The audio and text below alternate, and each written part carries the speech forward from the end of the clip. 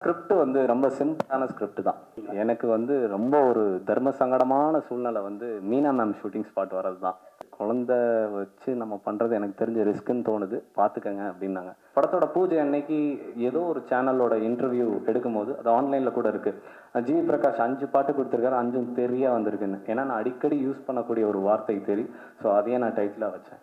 Malayali teacher, Anglo Indian teacher, Amy Jackson எப்படி இருக்கும், அது ஒரு கற்பனையாகவே அழகாக இருக்குல்ல. இன்ட்ரோல் பிளாக்கு நீங்கள் பார்த்துட்டு எனக்கு ஃபோன் பண்ணுவீங்க. பெரிய ஹீரோ படத்தில் ஒரு ஹீரோயின் வைக்கிறதுக்கே நம்மளுக்கு ஸ்பேஸ் கம்மியாக இருக்கும் ஜென்ரலாக, இல்லைங்களா?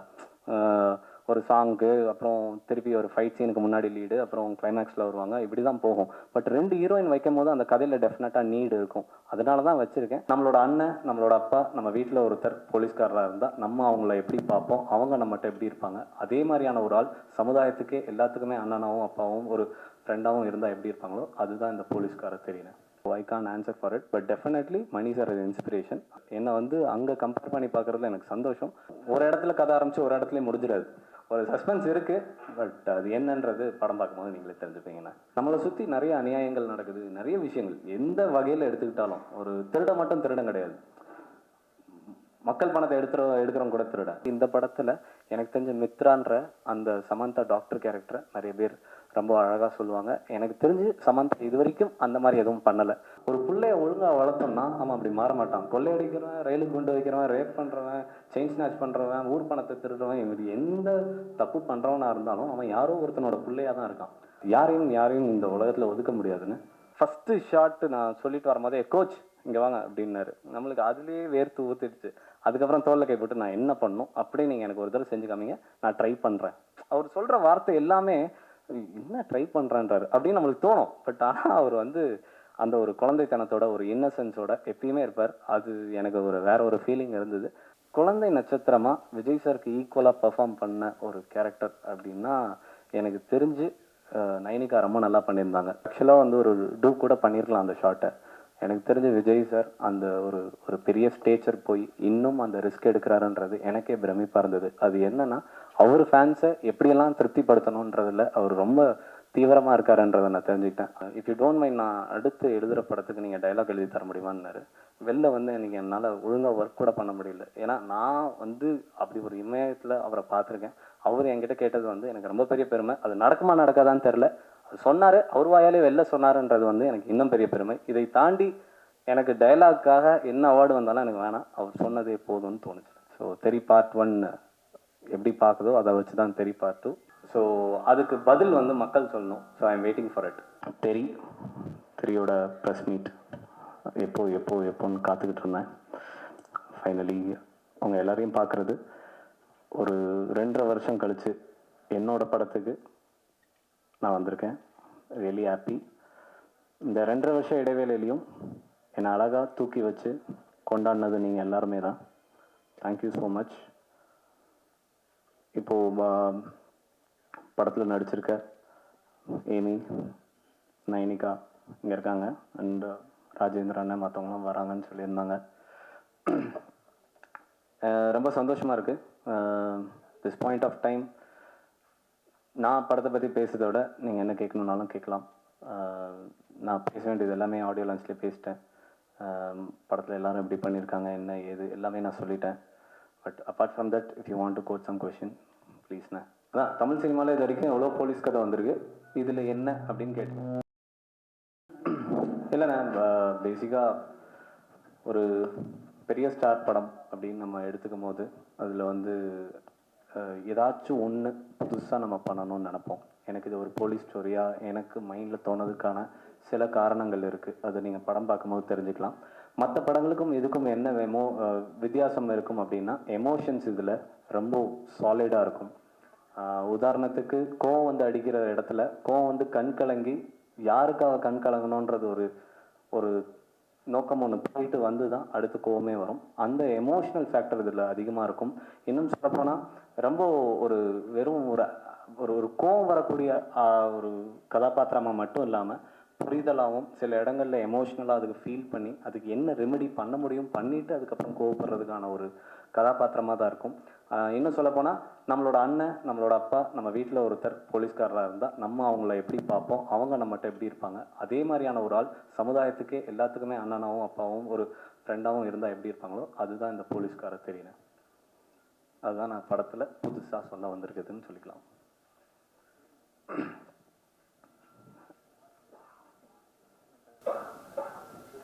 இந்த படத்தோட போலீஸ் அதிகாரி ஒரு தனிப்பட்ட ஆளை எதிர்த்து போராடுறாரா இல்ல ஒரு சமூக பிரச்சனைக்காக போராடுறாரா? சமூக பிரச்சனைகள் போராடுவார், தனிப்பட்ட ஆளுக்கும் போராடுவார். எல்லா ஃபேக்டர்ஸுமே இருக்கும்ண்ணே. வெறும் ஒரு இடத்துல கதை ஆரம்பிச்சு ஒரு இடத்துல முடிஞ்சிடாது. நிறைய சின்ன சின்ன விஷயங்கள் நிறைய என்னென்ன சொல்லணும்னு நான் நினச்சனோ அது எல்லாமே அங்கங்கே அதுக்கான ஒரு ஆட்களை வச்சு ஒரு சந்தர்ப்ப சூழ்நிலையை ஏற்படுத்தி அங்கங்கே எதிர்த்துக்கிட்டே வருவார். ஒரு சாலிடான விஷயம் வரும்போது அந்த சாலிட்னஸ்லோட இன்னொருத்தரை எதிர்த்துக்கிட்டே போவார். ரொம்ப டைம் எடுத்துக்கிட்டு நீங்கள் அதுக்கப்புறம் வந்து கடைசியில் தெரி அப்படின்னு சொல்லிட்டு வச்சிங்க. ஆல்ரெடி வந்து தெறிக்கு விட்டலாமா அப்படின்னு சொல்லிட்டு வேதாரத்தில் வந்தனால தான் இது வச்சிங்க நீங்கள் அப்படின்னு ஒரு டாக் இருந்தது. அந்த தெரி நிற்கிறதுக்கு வேறு ஏதாவது காரணமாக எமோஷன் இருக்குன்னு வரை சொல்லியிருக்கீங்க. ஆக்ஷன் பேஸ்டாக இல்லையா டைட்டில்? என்னென்ன புரியல. எமோஷன் ஆக்ஷன் பேஸ்டாக இருக்குது டைட்டில். ஆனால் எமோஷன் அதிகமாக இருக்கும். இல்லை, நான் ஃபஸ்ட்டு ஒரு விஷயம் சொல்லிக்கிறேன். அந்த படத்துக்கான டைட்டில் நிறைய நான் யோசித்து எனக்கு நிறைய கிடைக்கல. நான் நினச்சது எதுவுமே எனக்கு கிடைக்கல. காரணம் நிறைய பேர் அதே டைட்டில் வச்சு படங்கள் பண்ணிகிட்டு இருக்காங்கன்றது தான். ஸோ எனக்கு இந்த படத்துக்கு கரெக்டான டைட்டில் எதுவாக இருக்குன்னு யோசிச்சுட்டே இருந்தேன். இந்த டீசர் பார்த்தோன்னே எல்லாம் என்ன சொன்னாங்க, செம அப்படின்னு சொன்னாங்க. அந்த ட்ரைலர் பார்த்து செமன்னு சொன்னாங்க. அதை இன்றைக்கி கண்டெம்பரரியாக நான் எப்படி சொல்லுவேன்னா தெரியும்னு சொல்லுவேன். ஸோ அது இந்த படத்துக்கு கரெக்டாக இருக்கும், தப்பாக இருக்காது. தப்பாக இருந்தால் ஆட்டோமேட்டிக்காக அது ரிஃப்ளெக்ட் ஆகிருக்கும். ஸோ அது அந்த படத்தோட மூடே அந்த ஸ்பீடு இருக்கும். ஸோ அதனால் தெரியும்னு வச்சேன். அதுதான் அதுக்கான பின். இதை தவிர்த்து நீங்கள் முன்னே கொஞ்சம் ஆராய்ஞ்சு மற்ற படங்களில் வந்தனால நான் வச்சுருக்கேனா இல்லையான்னு நீங்கள் ஆராயணுனா கூட படத்தோட பூஜை அன்னைக்கு ஏதோ ஒரு சேனலோட இன்டர்வியூ எடுக்கும்போது அது ஆன்லைனில் கூட இருக்குது. ஜிவி பிரகாஷ் 5 பாட்டு கொடுத்துருக்காரு, 5ம் தெரியா வந்திருக்குன்னு. ஏன்னா நான் அடிக்கடி யூஸ் பண்ணக்கூடிய ஒரு வார்த்தை தெரி. ஸோ அதையே நான் டைட்டிலாக வச்சேன். அதான ரீசன். ஆமாண்ணே, அது ஒரு சஸ்பென்ஸுண்ணே. சஸ்பென்ஸ்ன்னு சொல்லிட்டேன், நீங்கள் விஷயத்த சொல்லிட்டீங்க. இதுக்கப்புறம் உங்களுக்கே தெரியும். ஒரு சஸ்பென்ஸ் இருக்குது, பட் அது என்னன்றது படம் பார்க்கும்போது நீங்களே தெரிஞ்சுப்பீங்கண்ணா. தாய் தந்தையர் வளர்ப்பில் தான் ஒரு பையன் இல்லை ஒரு பொண்ணு நல்லவளாகவும் தீயவளாகவும் இருக்குன்னு நீங்கள் சொன்னீங்க. அது எப்படி சொல்லிடுறீங்க? அதானே முக்கிய பிளாட்டே அங்கேருந்து தான் ஆரம்பித்தேன். ஸோ நம்மளை சுற்றி நிறைய அநியாயங்கள் நடக்குது, நிறைய விஷயங்கள் எந்த வகையில் எடுத்துக்கிட்டாலும். ஒரு திருட மட்டும் திருடம் கிடையாது, மக்கள் பணத்தை எடுக்கிறவங்க கூட திருட. ஒரு பொண்ணோட செயின் ஆக்கிறவன் ஒரு சாதாரண மனப்பான்மை உள்ளவனாக இருக்கவே மாட்டான். அவன் மனசில் ஒரு ஈரமோ இறக்கமோ சத்தியமாக இருக்காது. ஒரு பொண்ணு ஐடி பொண்ணு ரோட்டில் போயிட்டுருக்கு, பைக்கில் சர்ன்னு செயின் எடுத்துகிட்டு போகிறான். அந்த பொண்ணு கீழே விழுது, அது அன்கான்சியஸ் ஆகுது, கோமா ஆகுது, கல்யாணம் பண்ணது நடக்காமல் நின்று போகுது. இப்படின்னு எந்த ஒரு கிரைம் எடுத்தாலும் அதில் பாதிக்கப்படக்கூடியவங்க எமோஷ்னலாக பயங்கரமாக பாதிக்கப்படுவாங்க. ஆனால் அவனை பொறுத்தவரைக்கும் பணமும் மற்ற விஷயங்கள் மட்டும்தான் அவன் மைண்டில் இருக்கும். ஸோ இது எல்லா கிரைம்லையும் பார்க்கும்போது இருந்தது. இது எங்கேருந்து ஆரம்பம், இது யாரை போய் குறை சொல்கிறது, யாரை சரி பண்ணுறது அப்படின்னு உட்காந்து ஆராயும் போது ஒரே விஷயம்தான், ஒரு பிள்ளைய ஒழுங்காக வளர்த்தோம்னா அவன் அப்படி மாற மாட்டான். கொள்ளையடிக்கிறவன், ரயிலுக்கு கொண்டு வைக்கிறவன், ரேப் பண்ணுறவன், செயின் ஸ்நாச் பண்ணுறவன், ஊர் பணத்தை திருடுறவன், இவர் எந்த தப்பு பண்ணுறவனா இருந்தாலும் அவன் யாரோ ஒருத்தனோட பிள்ளையாக தான் இருக்கான். ஒழுங்காக வளர்க்கப்பட்டானா அது நடக்காதுன்றது நான் இந்த கதையில் சொல்ல வந்திருக்கேன். அதுதான் நான் இந்த படம் ஆரம்பித்ததுக்கான மையப்பகுதி. அதை எப்படி சொல்லியிருக்கேன்னா அதை தான் அழகாக இந்த எல்லா கலவையும் வச்சு நம்ம ஒரு படம் பார்க்கும்போது என்டர்டெயின் ஆனோம், என்கேஜ் ஆனோம், அதில் தான் மெசேஜ் இருக்கணும் அப்படின்னும் போது அதில் அழகாக அதை நான் பொருத்தி வச்சுருக்கேன்னு நினைக்கிறேன். அதை நீங்கள் படம் பார்த்துட்டு கன்வே ஆச்சா என்னன்னு நீங்கள் எனக்கு சொல்லுங்கள். வீரேந்திர படத்தில் ஒரு முக்கியமான பாடல் பாடியிருக்காரு. ஆமாண்ணே. அப்புறம் இந்த ப்ரொமோஷனலுக்குலாம் ஒதுக்கப்படுறாரா இல்லை கூப்பிடலையா, வரலையா? ஒதுக்க யாரையுமே ஒதுக்க முடியாதுண்ணே. இன்னைக்கு எல்லாருக்குமே அது மேக்கிங் கூட அங்கே போட்டோம் தேட்டரில். அதே ஆடியோ ஃபங்க்ஷனில் அவர் பாடின அவர் மேக்கிங் கூட அவர் அன்றைக்கி அவைலபிள் இல்லைன்றனால அவரோட ப்ரெசன்ஸ் எப்படியாச்சும் கொண்டு வரணும்னு முயற்சி பண்ணோம். ஸோ அவ்வளோதான். மற்றபடி யாரையும் இந்த உலகத்தில் ஒதுக்க முடியாதுன்னு. இது எனக்கு எப்படி இந்த கேள்வி ரைஸ் ஆச்சுன்னு எனக்கு தெரியல. என்ன காரணம்னா விழாவில் அவர் எதுலையுமே அவர் கலந்து அதனால இல்லை, அவர் ஜென்ரலாக நாட் அவைலபிள், அதனால வரல. ஆனால் அவர் இல்லாத ப்ரெசன்ஸை கூட நம்ம திரையில காமிச்சோம்னு அவர் மேக்கிங் ஒன்று போட்டோன்னே.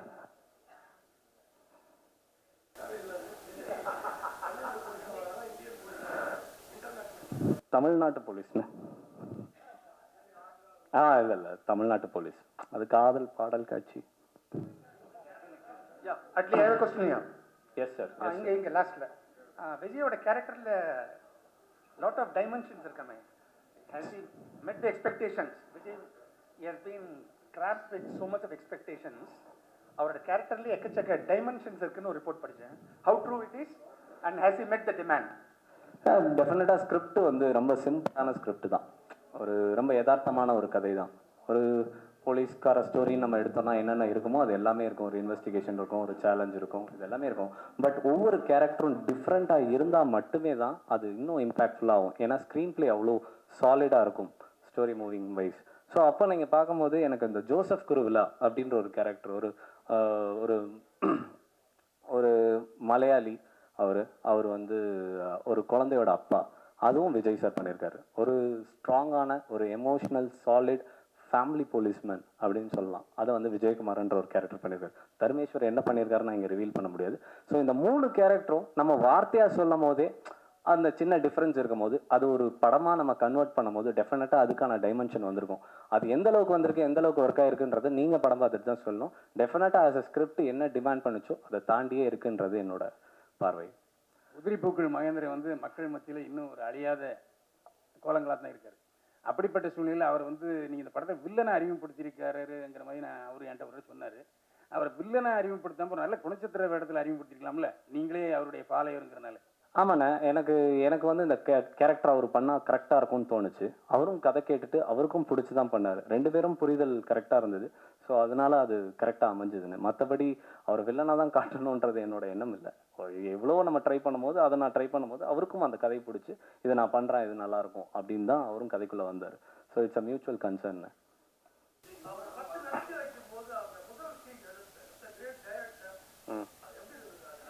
அது அது வேற ஒரு ஃபீல். அது ஆக்சுவலாக அவர் ஒரு குழந்தை மாதிரி இருப்பார் ஸ்பாட்டில். ஏன்னா அவருக்கு எல்லாமே தெரியும், அவருக்கு தெரியாது எதுவுமே கிடையாது. நம்ம போய் அவர்கிட்ட டைலாக் சொல்லும்போது எனக்கு ஒரு விஷயம், ஆனால் அவர் வந்து நம்மளும் பயங்கர கம்ஃபர்ட்டாக வச்சுக்கிட்டு ஃபஸ்ட்டு ஷாட்டு நான் சொல்லிட்டு வரும்போதே கோச் இங்கே வாங்க அப்படின்னாரு. நம்மளுக்கு அதுலேயே வேர்த்து ஊற்றிடுச்சு. அதுக்கப்புறம் தோளில் கை போட்டு நான் என்ன பண்ணணும் அப்படியே நீங்கள் எனக்கு ஒரு தடவை செஞ்சு காமிங்க, நான் ட்ரை பண்ணுறேன்.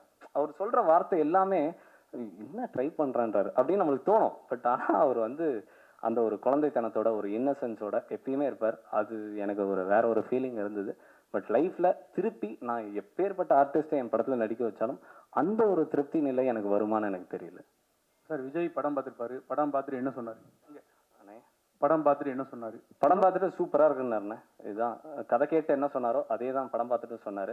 உங்களோட பதிலுக்காக தான் நாங்கள் காத்துக்கிட்டு இருக்கோம். அவர் இன்னொன்று ட்ரெய்லரு ப்ரமோஷன்லாம் ஹீரோயினோட நைனிகாவை தான் நிறைய ப்ரமோட் பண்ணுவீங்களே, ஏன்? என்ன காரணம்னா, இப்போ படத்தில் ஒரு சோல்ஃபுல்லாக ஒரு கேரக்டர்ஸ் இருக்கும். இப்போ வந்து எல்லா கேரக்டர்ஸும் அதுக்கான இது இருக்கும். பட் எனக்கு தெரிஞ்சு ஒரு ஒரு குழந்தை நட்சத்திரமாக விஜய் சாருக்கு ஈக்குவலாக பெர்ஃபார்ம் பண்ண ஒரு கேரக்டர் அப்படின்னா எனக்கு தெரிஞ்சு நைனிகா ரொம்ப நல்லா பண்ணியிருந்தாங்க. ஸோ அதை நான் வந்து மக்கள்கிட்ட இது குழந்தை வந்து பெர்ஃபார்ம் பண்ண ஒரு படம் காட்டுறதுக்காகவே டெலிபரேட்டாக நான் வந்து ஈக்குவலாக ப்ரமோட் பண்ணேன். பட் அதுக்கு காரணம் அவ்வளோ சீன்ஸ் படத்தில் இருக்குது. அதை எப்படி பார்த்தாலும் யார் ட்ரெய்லர், நான் என்னை தவிர யார் கட் பண்ணியிருந்தாலும் நைனிகா ட்ரெய்லரில் அதிகமாக இருந்திருப்பாங்க. குட்டி பத்மினிக்கு அவங்க அம்மா கூட வருவாங்க. டேரக்டர் அந்த அம்மாட்ட சொல்லி அந்த அம்மா வசனம் சொல்லணும். அதுமாதிரி ஷாம்லியும் நான் பார்த்துருக்கேன், ஷாலினியும் பார்த்துருக்கேன். அவங்க அப்பா கூட வருவார், அவங்க அப்பாட்ட தான் சொல்லணும் டைலாக். அந்த அம்மா அந்த பொண்ணு 2 நடிப்பாங்க. எப்போ சாப்பிட்ணும் போக்குறதுக்கு பூரா அவங்க அப்பா தான் டேக்கர் எடுத்துக்கிட்டாரு. இதில் வந்து அவங்க அம்மா பாதுகாப்பு அதிகாரியா இல்லை வேற யாரும் வந்தாங்களா? நேரம் டேரக்டாக நீங்களே டைலாக் சொன்னீங்க. எனக்கு வந்து ரொம்ப ஒரு தர்ம சங்கடமான சூழ்நிலை வந்து மீனா மேம் ஷூட்டிங் ஸ்பாட் வர்றது தான். அவன் அவங்க ஒரு எப்படி எப்பேற்பட்ட ஆள், எல்லா சூப்பர் ஸ்டார்ஸோடும் நடிச்சிருக்காங்க. அந்த வெயிலில் நான் அது ஒரு சின்ன இடமா ஒரு சின்ன டென்ட் மாதிரி போட்டு மானிட்டர் வச்சுருப்போம். அதில் ஒரு 2 பேர் தான் உட்கார முடியும். பல தடவை நான் என் பக்கத்தில் அவங்கள உட்கார வச்சு ஒரு தர்மசங்கமான சூழ்நிலை நான் ஃபேஸ் பண்ணியிருக்கேன். என்னன்னா அவங்க பொண்ணு நடிக்குதுன்றதை தாண்டி ஒரு என்ன சொல்ல ஒரு கம்ப்ளீட் டெடிகேஷனோட அவங்க இருந்தாங்க. காலையில் 5 மணிக்கு எழுப்பி அவளை கூப்பிட்டு வரதுலேருந்து இதெல்லாம் தாண்டி சொல்லி கொடுத்தது அப்படின்னு நம்ம பார்க்க போனால் அவங்க ஃபஸ்ட்டு டேவே சொல்லிட்டாங்க என்கிட்ட, இந்த பாருங்க பார்த்துக்குங்க, நான் வந்து ரிஸ்க் எடுக்க விரும்பலை. எனக்கு ஒரு ஷூட்டிங்கில் எவ்வளோ கஷ்டம் இருக்குன்னு எனக்கு நல்லா தெரியும். ஒரு ஷூட்டிங்கில் இதை வெயிட் பண்ண வைக்கலாம், அதை வெயிட் பண்ண வைக்கலாம் நம்ம சொல்லவே முடியாது. குழந்த வச்சு நம்ம பண்ணுறது எனக்கு தெரிஞ்ச ரிஸ்க்குன்னு தோணுது, பார்த்துக்கங்க அப்படின்னாங்க.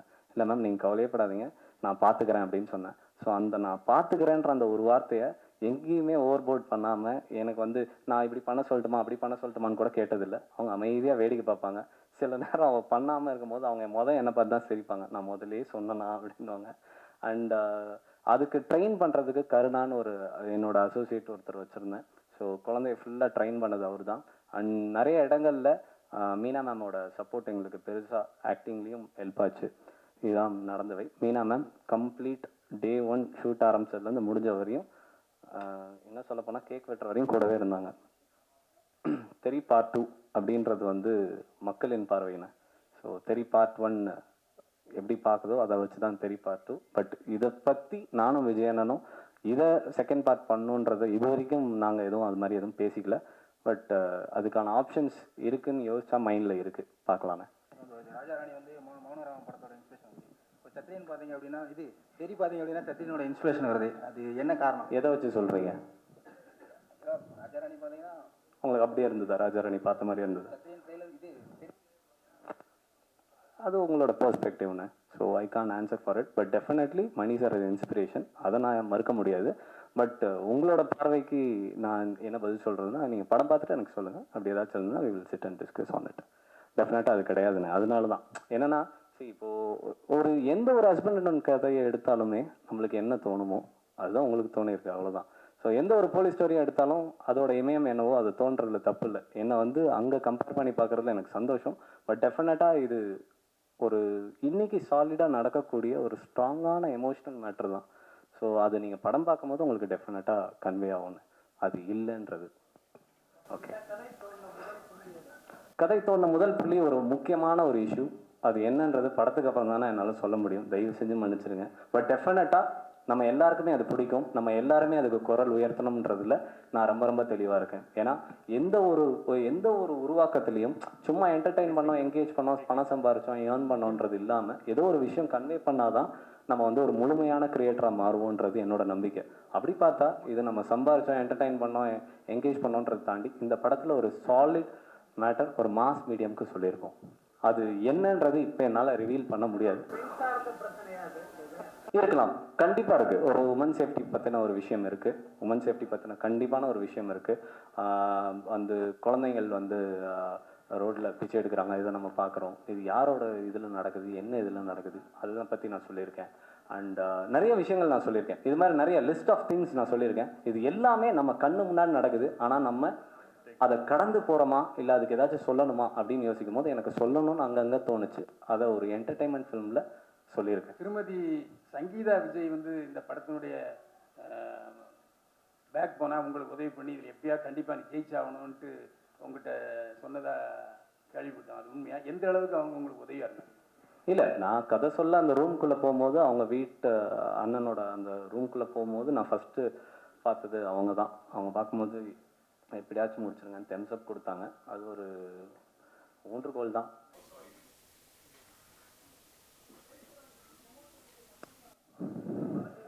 ஆமாம் தலைவா, வரல, எனக்கும் தெரியும் என்ன பண்ணுறது. அவங்க ஷூட்டிங்கில் இருக்காங்க. ஸோ மோஸ்ட் ப்ராபப்ளி ஹிட்டுன்னு சக்ஸஸ் இதுலலாம் அவங்க வருவாங்கன்றது எனக்கு ஒரு நம்பிக்கை. ஏன்னா அங்கே ஷூட்டிங்கில் இருந்தாங்க, அங்கே தான் ஆடியோ லான்ச் நடந்தது, அதனால அங்கே அவங்க வந்தாங்க. கேளுங்க தலைவா, ஃபோன் நம்பர் ஆனால் தரேன், ஃபோன் அடிச்சு கேளுங்க. இதே கேள்வி தான் நானும் கேட்டேன். இன்டர்வல் பிளாக்கு இந்த முறை ஏதாவது வித்தியாசமாக இருக்குமா இல்லை எப்படி? அண்ணா எங்கண்ணா இருக்கீங்க? சொல்லுங்கண்ணா. வழக்கமாக இன்ட்ரோல் பிளாக்கு நீங்கள் பார்த்துட்டு எனக்கு ஃபோன் பண்ணுவீங்க, அடிச்சு சொல்லுவேன். இன்ட்ரோ பிளாக் வந்து நான் ஓவர் கான்ஃபிடென்ஸாவோ இல்லை கான்ஃபிடென்ஸ் லெவலில் உச்சத்துலையோ நான் அது சொல்ல. இன்ட்ரோல் பிளாக் வந்து இந்த எனக்கு என்னமோ ரொம்ப ரொம்ப ரீசனபிளான ஒரு மாசை தாண்டி எமோஷ்னலாக பட்டுன்னு அடிச்சுது. அதை பார்க்கும்போது எல்லாருக்கும் அடிச்சதுன்னு சொன்னாங்க. அதனால நீங்கள் டெஃபினட்டாக அது ஒர்க் ஆகும்னு எனக்கு தோணுது. நீங்கள் பார்த்துட்டு சொல்லுங்கள். எதுவுமே அதை பார்த்துட்டு தான் நான் சொல்ல முடியும் இல்லையா? நம்ம மட்டும் இங்கே பேசணும்னா தற்பெருமையாகவும். ஒட்டுமொத்த படத்தையுமே வந்து ஒரு சீன் வந்து இம்ப்ளிமெண்ட் பண்ணுறாங்க அண்ணா. ஒட்டுமொத்த படத்தையும் ஒரு சீனில் வந்து கனெக்ட் ஆகிற மாதிரி சொல்கிறாங்க. அதை பற்றி எது கருத்து இருக்காங்க? ஒரு யாரோ பார்த்தவங்க உங்களுக்கு பேசியிருக்காங்க, கரெக்டாக ஒத்துக்கங்க. என்ன பொய்யா? ஆனால் அப்புறம் அப்படி எப்படி நான் சொல்ல முடியும்? சொல்லுங்கள், பரவாயில்ல, யாரும் பார்த்துருக்கான்னு சொல்லுங்க. எனக்கும் வந்திருக்கு படம் பார்த்துட்டு நிறைய பேர் நியூஸ் வந்தது அது அதை சொல்லுங்கண்ணே. நான் இப்போ நான் உண்மையை தானே பேச முடியும். அது மாதிரி நீங்களும் உண்மையை சொல்லணும்ல. சொல்லுங்கண்ணே, இப்போ கேள்வி கேளுங்க. இல்லை, அதான் ஒரு சீன் வந்து படத்தில் வந்து முக்கியமாக இருக்குதுன்றாங்க. அந்த சீன் பற்றி சொல்ல முடியும். அதான் நான் அண்ணன் கேட்கும் போது கூட நான் சொன்னேன், ஒரு முக்கியமான விஷயத்த அங்கேருந்து தான் கதை தோண ஆரம்பிச்சுது. அதனால தான் அவர் கேட்டதுக்கும் நான் சொன்னேன், இது மொத்தமாகவே வேற. ஸோ அது நீங்கள் படம் பார்த்துட்டு சொல்லுங்கள், அதை நம்ம டெஃபினட்டாக அதை பற்றி பேசலாம். இந்த படத்துக்கு 2 கதாநாயகிகள் எதனால தேவைப்பட்டாங்க? கதையில் டெஃபினட்டாக ஹீரோயின்ஸ் எதுக்கு தேவைப்படுவாங்களோ அதுக்கு தான் சார். என்னென்னா, ஒரு பாட்டுக்கோ ஒரு டான்ஸுக்கோ வந்து போகிற ஹீரோயினை நான் இது வரைக்கும் வச்சது இல்லை. என்னோட ராஜாராணி நீங்கள் பார்த்தீங்கன்னாலும் நயன்தாராவோ நஸ்ரியாவோ சும்மா வந்து ஆடிட்டோ இல்லை ஒரு சாங்க்கு வந்துட்டு போனாங்கன்றது இல்லாமல் ஒரு கதையில் சாலிடாக இருந்தாங்க. ஏன்னா நயன்தாரா அந்த படத்துக்கு மேக்ஸிமம் ஃபிலிம்ஃபேர் அவார்ட்ஸ் வாங்கியிருந்தாங்க. அதே மாதிரி இந்த படத்தில், அதுவும் ஒரு பெரிய ஹீரோ படத்தில் ஒரு ஹீரோயின் வைக்கிறதுக்கே நம்மளுக்கு ஸ்பேஸ் கம்மியாக இருக்கும் ஜென்ரலாக, இல்லைங்களா? ஒரு சாங்க்கு அப்புறம் திருப்பி ஒரு ஃபைட் சீனுக்கு முன்னாடி லீடு, அப்புறம் கிளைமேக்ஸில் வருவாங்க, இப்படி தான் போகும். பட் 2 ஹீரோயின் வைக்கும் போது அந்த கதையில் டெஃபினட்டாக நீடு இருக்கும். அதனால தான் வச்சுருக்கேன். So I think I have justified both of them. Janu சார்கிட்ட ஒரு சவால் விட்டுருந்தீங்க. சவால்லாம் உள்ளண்ணே. இல்லை அது சவால் தான் அது. ஏன்னா நீங்கள் அவர் பூஜையிலையும் சொன்னார், ஆடியோ ரிலீஸ்லையும் சொல்லியிருக்காரு. அதை எனக்கு என்ன தோணுச்சோ அதை சொன்னேன். ஸோ அதுக்கு பதில் வந்து மக்கள் சொல்லணும். So I am waiting for it. அவ்வளோதான் தலைவா. அது பிஸ்னஸ் தலைவா. நம்ம படம் எடுக்கிறவங்க, நம்மளுக்கு அதெல்லாம் as a director I can talk about my content. I don't know about business. It's Thanu sir. அவர் வரும்போது நீங்கள் அவர்கிட்ட கேளுங்க. நான் எப்படி அதுக்கு பதில் சொல்ல முடியும்? எங்கே என்ன ஏரியாவில் என்ன விற்றுருக்காங்கன்னு என்கிட்ட கேட்டால் தெரியும். என்ன சீனில் என்ன கலர் ட்ரெஸ் போட்டிருக்காங்கன்னு கேட்டால் நான் சொல்லலாம். பிஸ்னஸ் நம்ம பேசவே முடியாதுல்ல சார். சார் இப்போ ஏன் தானே, நான் தப்பாக சொல்லலை. ஒரு டைரக்டரோட ரோல் என்னன்னு பார்த்தீங்கன்னா, ஒரு படம் எடுத்து கொடுக்குற வரையும், சென்சார் காப்பி சைன் பண்ணுற வரையும் தான். அதுக்கப்புறம் ப்ரமோஷன்லேருந்து பிஸ்னஸ் பண்ணுறது ப்ரொடியூசர் வேலை. அது அவங்க சிறப்பாக செய்வாங்க. கண்டிப்பாக எல்லா ஏரியாலும் வரும்ன்ற நம்பிக்கை எனக்கும் இருக்குது. நானும் அதுக்காக தான் எதிர்பார்த்துட்ருக்கேன். அது நம்ம பதில் நம்மகிட்ட இருந்து வராது தெளிவாக. சார், இப்போ சினிமாவில் நடக்கிற கதை திருட்டை பற்றி என்ன நினைக்கிறீங்க? ஒரு படத்தை பார்த்து இன்னொரு படம் எடுக்கிறது, அவர் கதையை இவர் எடுத்துட்டு இருக்கிறது, அந்த மாதிரி ஒரு பிரச்சனை இப்போ போயிட்டு இருக்கு. ஒரு டைரக்டராக நீங்கள் என்ன நினைக்கிறீங்க கதை திருட்டை பற்றி? டைரக்டராக நான் ஒன்றும் நினைக்கலண்ணே. அவங்கவுங்க என்ன அவங்களால முடியுமோ அதை செய்கிறாங்க. சிலர் அதை செய்யும் போது அதுக்கு அவங்களுக்கே தெரியும் என்ன பண்ணணும் அடுத்து அப்படின்னு. ஸோ அதில் நான் சொல்கிறதுக்கு ஒன்றும் இல்லை. Everybody has a way to say. நம்ம என்ன வேணால் சொல்லலாம். அதுதான் இந்த மீடியத்தோட பெரிய பவரே. அதுதான், என்ன நினைக்கிறோமோ சொல்லலாம். இன்றைக்கி இங்கே நடந்த ஒரு விஷயத்த ஒரு கதையாக மாற்றி கூட சொல்லலாம். ஸோ எல்லாமே இன்ஸ்பயர் ஆகிறது எங்கே வேணால் ஆகலாம். அதை வந்து திருடி சொல்கிறவங்க ரொம்ப பெரிய குத்தம். அதை இன்ஸ்பயர் ஆகி சொல்கிறவங்களுக்கு வந்து எல்லாமே இன்ஸ்பிரேஷன் தானே. ஒரு பெயிண்டிங் வரைகிறோன்னா ரெட் கலருன்றது, ரெட் கலர் நம்ம டீச்சர் சொல்லி கொடுத்தனால தான் நம்மளுக்கு ரெட் கலர்னு தெரியும். அதை நம்ம பெயிண்ட் பண்ணுறனால அதை காப்பின்னு சொல்ல முடியாது ரெட் கலர் யூஸ் பண்ணி. So inspiration is different from stealing. Stealing is nothing but ஒரு கருவை கையிலே எடுக்கிற மாதிரி. அது கிடையாது. ஒரு அழகாக ஒரு விஷயத்த நம்ம கற்றுக்கிட்டு அதை நம்ம செய்யும் போது அதுக்கு வித்தியாசம் இருக்குது. அப்படி செய்கிறவங்க பெருசாக வளர்ந்ததில்லை. அதை நம்மளே பார்த்துருப்போம் நாளடைவில். ஸோ இதுதான் என்னோட பார்வைன்னு. அதில் நான் சொல்கிறதுக்கும் ஒன்றும் இல்லை தெளிவா. ஓகே ஓகே, அது பார்த்துட்டு அதே தான் சொன்னார். நான் அதை வந்து சொன்னேன்னா தற்பெருமையாக இருக்கும்ல. ஸோ அதை நான் சொல்லக்கூடாது இல்லையா? அவரோட பாயிண்ட் ஆஃப் வியூ. ஒரு ப்ரொடியூசர்ன்றது ஒரு ப்ராஜெக்டோட எல்லாமே அம்மா மாதிரி. அவங்க தான் பிள்ளைய பெருமையாக சொல்லுவாங்க. அதை பார்த்துட்டும் பெருமையாக சொன்னாங்க. பட் அது பொய்யா இருக்குமா உண்மையாக இருக்குமானலாம் கிடையாது. டெஃபினட்டாக அவங்க சொன்னதில் ஒரு ஜீவன் இருக்குது. அது என்ன நீங்கள் பார்த்து தெரிஞ்சுக்கங்க. நான் இன்னொரு டவுட்ண்ணா. ஆனால் இங்கே அண்ணே சொல்லுங்கண்ணே. இந்த அந்த 100 ஃபீட்லேருந்து குதிக்கிறதாகவும், அதுக்கப்புறம் மகேந்திரன் சார் வந்து ஆடியோ லான்ச்சில் வந்து பார்த்தீங்கன்னா ஒரு ரிஸ்கான ஷாட்லாம் நிறைய இருக்கிறதாகவும் சொன்னாங்க. அதே மாதிரி விஜய் சார் வந்து முடிக்கும் போது ஒரு ஃபுல் ஆக்ஷன் மூவி பண்ண திருப்தி இருக்குன்னு சொல்லியிருக்காரு. ஏன்னா விஜய் சார் நிறைய ஆக்ஷன் மூவி பண்ணியிருக்காரு, ஆனால் இதில் தான் அந்த திருப்தி இருக்கிறதா சொல்லியிருக்காரு. ஸோ எந்த அளவுக்கு ஆக்ஷன் சீக்வன்ஸ் இல்லை, நான் ஆக்ஷன் சீக்வன்ஸ் ரொம்ப நீட்டாக என்ன தேவையோ அது வந்திருக்கு. அண்ட் அந்த டூப் அது ஆக்சுவலாக வந்து ஒரு டூப் கூட பண்ணியிருக்கலாம் அந்த ஷாட்டை. எனக்கு தெரிஞ்ச விஜய் சார் அந்த ஒரு பெரிய ஸ்டேச்சர் போய் இன்னும் அந்த ரிஸ்க் எடுக்கிறாருன்றது எனக்கே பிரமிப்பாக இருந்தது. அது என்னன்னா, அவர் ஃபேன்ஸை எப்படியெல்லாம் திருப்திப்படுத்தணுன்றதில் அவர் ரொம்ப தீவிரமாக இருக்காருன்றதை நான் தெரிஞ்சுக்கிட்டேன். அப்படி பார்த்தீங்கன்னா நிறைய முக்கியமான விஷயங்கள் எல்லாமே அவரே பண்ணியிருக்காரு. ஓவரால் இதில் நான் டூப்பே யூஸ் பண்ணல, அதுதான் உண்மை. ஸோ எல்லா ரிஸ்க்கையும் அவரே எடுத்தார். எனக்கு பிரமிப்பாக இருந்தது. சுற்றி இருக்க எல்லா ஆர்டிஸ்ட்டுக்கும் பிரமிப்பாக இருந்தது. அதனால தான் மகேந்திரன் சார் கூட போய் சொன்னார், அந்த சேரில் ஆணி இருக்குன்னு தெரிஞ்சுமாங்க அப்படின்னா பரவாயில்ல சார் அப்படின்னு சொன்னார். ஸோ எனக்கு தெரிஞ்சு given is 100% and we have given 100%. So இதுக்கப்புறம் வந்தவங்ககிட்டையும் ஏதாச்சும் கேள்வி கேட்கலாம். ஸோ எஸ்ண்ணே, ப்ளீஸ்ண்ணே. ஆனால் அந்த பிள்ளை இருக்குல்லண்ணே, அந்த பிள்ளைக்கு வந்து டீச்சர் ரோல்ண்ணே, ஒரு மலையாளி டீச்சர். ஸோ அவங்க வந்து she is known for her beauty. அவங்களோட அழகு தான் அவங்களோட அடையாளமே, அது எல்லாம் நம்மளுக்கு தெரியும். ஸோ இந்த படத்தில் ஏன் அப்படி ஒரு ஒரு ஒரு ஒரு அழகிக்கு நான் போனேன் அப்படின்னு நீங்கள் கேட்டிங்கன்னா, எனக்கு தெரிஞ்சு நான் வேறு யார் போயிருந்தாலும் ஒரு ஒரு மெனக்கிடலோ இல்லை ஒரு புதுசாக ஒரு விஷயமா இருக்குமானா இருக்காது. ஸோ அவங்கள வந்து கொஞ்சம் ஒரு குழந்தைங்கள் பாயிண்ட் ஆஃப் வியூவில் ஏஞ்சலிக்காக இருக்கணும்னு அவங்களுக்கு ஒரு டாம்பாய்ஸ் கட்டு, ஒரு கண்ணாடி கொடுத்து, ஒரு மெச்சூர் டீச்சர் மாதிரி ஒரு லுக்கு கொடுத்து அவங்க மலையாளம் பேச வச்சு சூப்பராக பேசினாங்க. அண்ட் அதுதான் ஒரு புதுசாக கொஞ்சம் டிஃப்ரெண்ட்டாக இருக்கும். நம்ம அப்படி யோசிச்சிருக்கவே மாட்டோம்ல. இந்த படத்தை விட்டுட்டு யோசிங்களேன், Malayali teacher, Anglo Indian teacher, Amy Jackson எப்படி இருக்கும், அது ஒரு கற்பனையாகவே அழகாக இருக்குல்ல. அந்த அழகாக பூர்த்தி பண்ணியிருக்காங்க. அண்ட் கதையிலையும் நல்லா நடிச்சிருக்காங்க.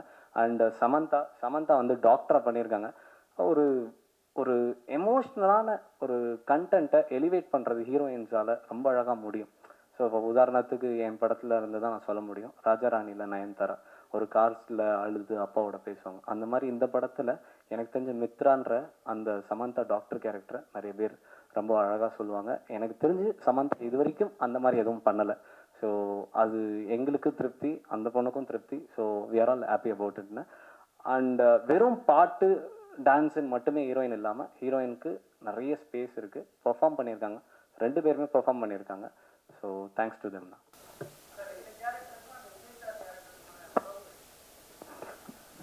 சொன்னா கதை வெளில வந்துருமேண்ணே.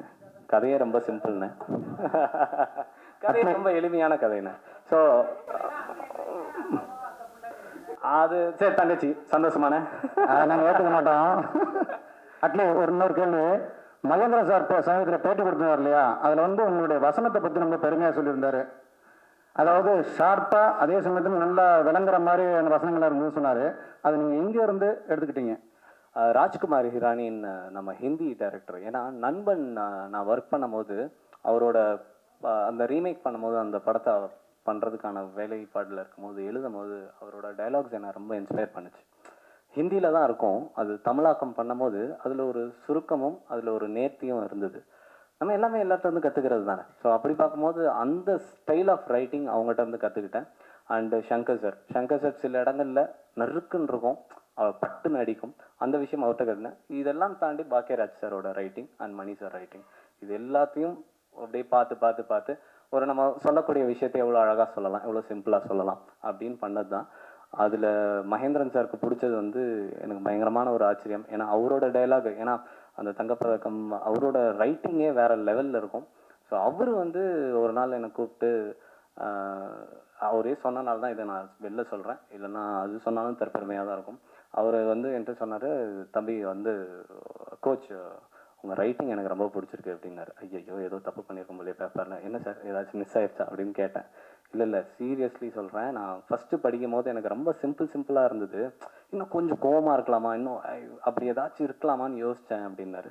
இல்லை சார் இது இல்லை அது எனக்கு புரிஞ்சிருச்சு, இஃப் யூ டோன்ட் மைண்ட் நான் அடுத்து எழுதுகிற படத்துக்கு நீங்கள் டைலாக் எழுதி தர முடியுமான்னாரு. வெளில வந்து எனக்கு என்னால் ஒழுங்காக ஒர்க் கூட பண்ண முடியல. ஏன்னா நான் வந்து அப்படி ஒரு இமயத்தில் அவரை பார்த்துருக்கேன். அவர் என்கிட்ட கேட்டது வந்து எனக்கு ரொம்ப பெரிய பெருமை. அது நடக்குமா நடக்காதான்னு தெரில, அது சொன்னார், அவர் வாயாலே வெளில சொன்னாருன்றது வந்து எனக்கு இன்னும் பெரிய பெருமை. இதை தாண்டி எனக்கு டைலாக்காக என்ன அவார்டு வந்தாலும் எனக்கு வேணாம், அவர் சொன்னதே போதும்னு தோணுச்சு. தெரிலண்ணே, நான் அடுத்து என்ன பண்ணுறேன்னே தெரில. பட் பேச்சுவார்த்தைகள் எல்லாமே எல்லா இதுலேயுமே நியாயமாக நடந்துக்கிட்டு இருக்கு, அதை நம்ம தவிர்க்க முடியாது. பட் என்ன பண்ண போகிறோம், என்ன நம்ம அடுத்து பண்ண போகிறோன்றத தெரியோட இதை என்ஜாய் பண்ணிட்டு தான் அடுத்த வேலையை ஆரம்பிக்கணுன்றது தெளிவாக இருக்கேன். முக்கியமாக கல்யாணம் ஆகி எங்கேயும் வெளியே கூட போகல. ஸோ அதுக்கு ஒரு டைம் கொடுத்துட்டு தான் அடுத்து யோசிக்கணும்னு இருக்கேண்ணே. பார்த்தாங்கண்ணே, 2லையுமே அழுதாங்க, தேம்பி அழுதாங்க. அது பார்க்கும்போது அழுதாங்க, இது பார்க்கும்போது அழுதாங்க. ஸோ அவங்களுக்கும் பிடிச்சிருக்குண்ணே. ஓகே, தேங்க்யூண்ணே. அண்ட் வந்தவங்கள கேளுங்கண்ணே.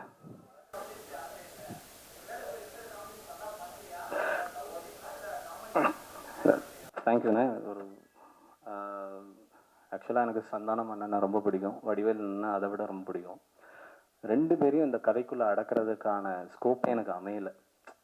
ஹியூமர் இல்லாமல் இல்லை, அவங்கள உள்ளே கொண்டு வந்து அவங்களையும் ஜஸ்டிஃபை பண்ணாமல் கதைக்கும் ஜஸ்டிஃபை பண்ணாமல் போயிடும். ஏன்னா இப்போ எல்லாரும் ராஜாராணி பார்க்கும்போது சந்தானம் இருந்தார் இதில் என்ன, பட் இதில் அதை வந்து சால்வ் பண்ணுற மாதிரியான ஒரு 3 கேரக்டர்ஸ் இருக்காங்க. அவங்க யாருன்னு நான் சொல்கிறேன். நைனிகா, அவங்க வந்து வர எல்லா சீனுமே நம்ம சிரிப்போம். ஓகே, நம்மன்றதை தாண்டி குழந்தைங்கள்லேருந்து எல்லாம் சிரிப்பாங்க. அது ஒரு புது முயற்சியாக இருக்கும்னு நினைக்கிறேன். And Radhika ma'am Vijay sir பேசுகிறது எல்லாமே பயங்கர ஜாலியாக காமெடியாக இருக்கும். அண்டு சமந்தா, இவங்க 3 பேருமே எனக்கு தெரிஞ்சு அந்த காமெடியன் இல்லாத ஒரு தருணத்தை இவங்கள வச்சு அங்கங்கே நான் அதை பூர்த்தி பண்ணிட்டேன். இதை தாண்டி மொட்டராஜேந்திர அண்ணன், அவர் வந்து காமெடிக்காக மட்டுமே அவரை நான் கேஷ் பண்ணல. அதை நீங்கள் படம் பார்க்கும்போது புரியும். இன்டர்வலுக்கு முன்னாடி ஒரு சீனில் ஒரு 3 நிமிஷம் அவர் பேசுவார். உறுதியாக இருக்கேன், தெளிவாக இருக்கேன், அந்த இடத்துல எல்லாருமே கை தட்டுவாங்க, எல்லாமே எமோட் ஆகும்னு. ஸோ இதுதானே காமெடிக்கு நான் போகாததுக்கு இந்த கதையில் என்ன தேவையோ அதை கொண்டு வந்திருக்கோம். I'm very nervous about Thursday. I'm very excited. It's been a great journey with a great team, and I'm excited to see what you guys and girls think of the film itself. Where are you? Oh, there you are. Okay. Spotted me. Congrats, Amy. Now you're getting to do with movies with all the big names in the field. Your confidence must have taken a huge upswing. How is that feel, and how do you think of the future holds for you? It feels fantastic. I've been dying to work with Vijay for a very long time since I come to the country. I'd watch his films on TV when I'd be in the hotel room shooting for Madrasa Platinum, and I'd be like, who is this guy? Who is this hero? And now I'm working with him, and I feel very blessed. I feel very lucky. I've got to thank my director for giving me that opportunity. But it's been a great journey, and onwards and upwards. Hopefully, I wish to continue with a lot more South films and a lot of films across the country. You know another Vijay. Exactly. You must be really feeling on top of the world. I really feel great. It's a blessing. I'm very, very fortunate.